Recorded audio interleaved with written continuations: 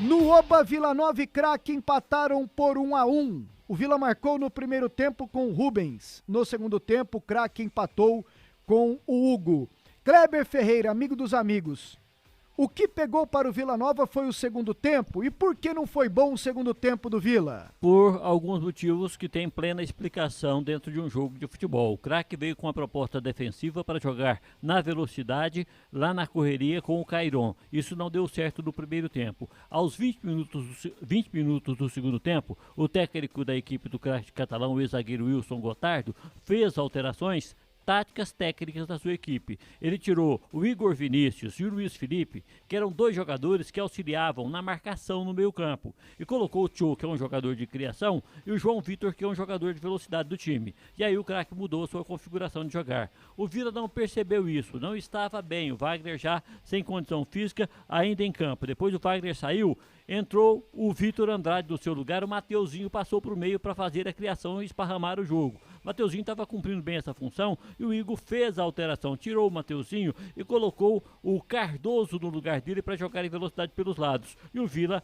ficou sem um camisa 10 em campo. O Rubens, já muito cansado, voltando muito para auxiliar, acabou saindo e entrou o Guilherme Pires, que é atacante. Ficou o Guilherme Pires, o Jean Silva, o Pablo Roberto, o Arthur Rezende. No time, nenhum de criação. Todos jogadores ou de velocidade ou de marcação. E o Craque fez essa alteração tática e foi para cima confiando. O Craque já poderia ter feito o seu gol antes daquele momento que aconteceu. O Janderson passou uma bola pro Tchô, ele gira dentro da área aos 33 minutos e chuta rasteiro e o Jorge me faz a defesa. Aos 44, o Maurício cobrou uma falta, o Jorge me fez uma grande defesa. E aos 48, a bola na área, o Cairon finaliza, o Jorge se atrapalha com a bola, faz uma grande defesa, mas se atrapalha, rebote pro Hugo, ele faz um 1-1. Acabou pelo primeiro tempo do Vila, tão superior, pelo segundo tempo do Craque, que foi superior, o resultado sendo justo.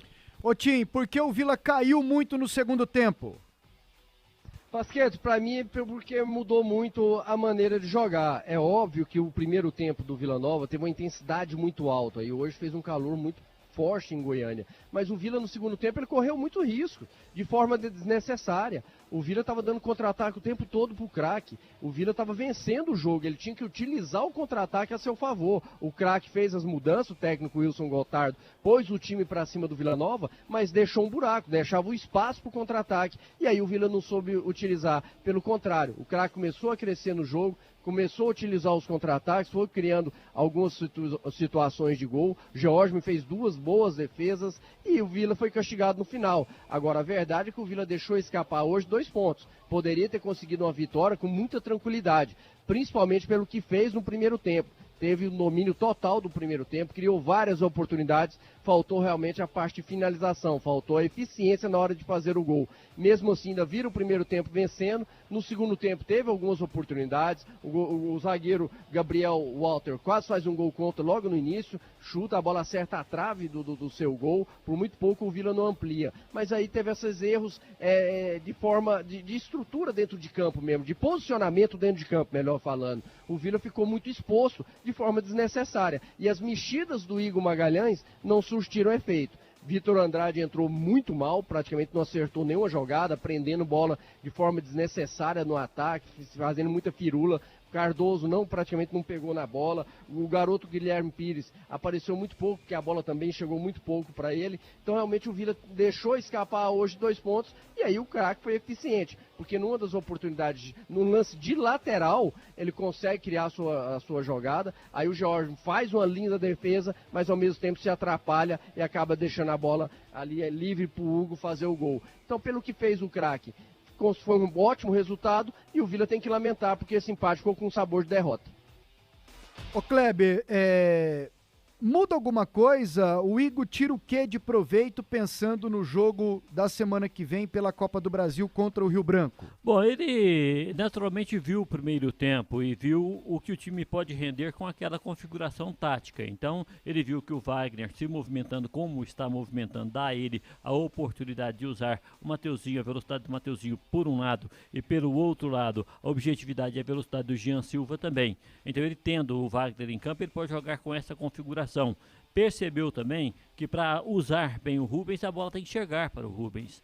Quando a bola chegou no Rubens, o Rubens acabou sofrendo o pênalti e fazendo o gol, cobrando o pênalti e fazendo o gol. Então ele precisa fazer a bola chegar mais ao Rubens dentro da área ou ao redor da área. Rubens é um jogador muito alto, muito forte e que tem uma técnica bem conveniente para um atacante, sempre em direção ao gol. E ele vai entender isso, precisa jogar com o seu centroavante. Demorou muito a fazer isso no primeiro tempo e teve amplo domínio do jogo, poderia ter feito mais gol, mas não jogou com o centroavante. Acredito que ele tenha aprendido isso hoje. E aí, Tinho, que o Igor Magalhães tira de proveito para o jogo da Copa do Brasil semana que vem contra o Rio Branco? Para mim ficam algumas lições. Primeiro, que é um jogo único, é um jogo que é muito importante para o Vila Nova, para o planejamento da temporada toda, porque vale muito dinheiro, Pasqueto. Então você tem que ter a intensidade dentro do possível o jogo todo. A concentração dos jogadores tem que ser o jogo todo. Você não pode ficar se expondo para o seu adversário, por mais frágil que ele seja. Então, mesmo a gente não conhecendo a equipe do Rio Branco, eu tenho certeza que o Vila é muito melhor, é muito mais técnico que a equipe do Rio Branco. Mas você não pode menosprezar seu adversário. Então é jogar sério, é não dar a questão dos contra-ataques para a equipe adversária. O Rio Branco vai jogar o jogo da vida dele e o Vila tem que saber tirar proveito disso. Para mim, esse jogo do craque hoje ficou esses exemplos para o Vila. O jogo perigoso, jogo que você tem que matar. Teve as oportunidades, faz o gol, tem que ter atenção na hora de finalizar, calma na hora de finalizar. Hoje o Vila poderia ter vencido aqui com placar elástico. Contra o Rio Branco, vai ter que aproveitar as oportunidades, fazer o placar, aí sim depois você controla o jogo. Então, para mim, o Vila tem que saber, lá no Rio Branco, no Acre, controlar o jogo e se impor como o grande favorito que é para avançar para a próxima fase. E logo no início do empate de hoje com o craque, o William Formiga se contundiu, problema muscular, entrou o Colasso. É uma preocupação, Tim, para a decisão da Copa do Brasil quarta-feira, porque é um jogo só e é decisão. Não, para mim não é preocupação, Pasqueto. O Bruno Colasso está no Vila Nova desde o ano passado. É um jogador que não tem a mesma característica, que não tem a mesma qualidade que tem o William Formiga, mas ele é um jogador experiente. É um jogador que já jogou Série B e não pode se assustar com o jogo de Copa do Brasil, com todo respeito ao Rio Branco do Acre. É um jogo que ele tem que fazer de forma tranquila. Hoje ele entrou, para mim ele não comprometeu, também não teve fez um jogo regular. Faltou realmente um pouco mais da parte ofensiva dele, mas não é o tipo do jogador para preocupar o torcedor. Ele tem experiência de sobra para ir lá no Acre e fazer uma boa partida. E aí, Kleber, se o Formiga e ele não deve jogar, de fato ficar fora, entrar o Colasso, é uma preocupação? Olha, eu não conheço o time do Rio Branco para dizer como o Rio Branco é pelo lado direito do ataque. Agora penso que para o Bruno Colasso de ala não dá mais. Já corre com o freio de mão puxado, já tem muita dificuldade de fazer ali aquela marcação quando o ala passa nas suas costas, o ala adversário passa nas suas costas, ala batendo com ala. Então ele só tem o chute. Ele que salvou, o que sobrou para ele foi a boa bola parada, o bom cruzamento. Então eu me preocupo sim. Espero que o Rio Branco do Acre não saiba que o Bruno Colasso está com tanta dificuldade para se recuperar, para buscar a velocidade, para explodir atrás de quem ele está marcando. Show de bola! Kleber Ferreira e Craque Tim analisando o empate do Vila com o Craque por 1-1 e já projetando também o jogo do Vila contra o Rio Branco pela Copa do Brasil.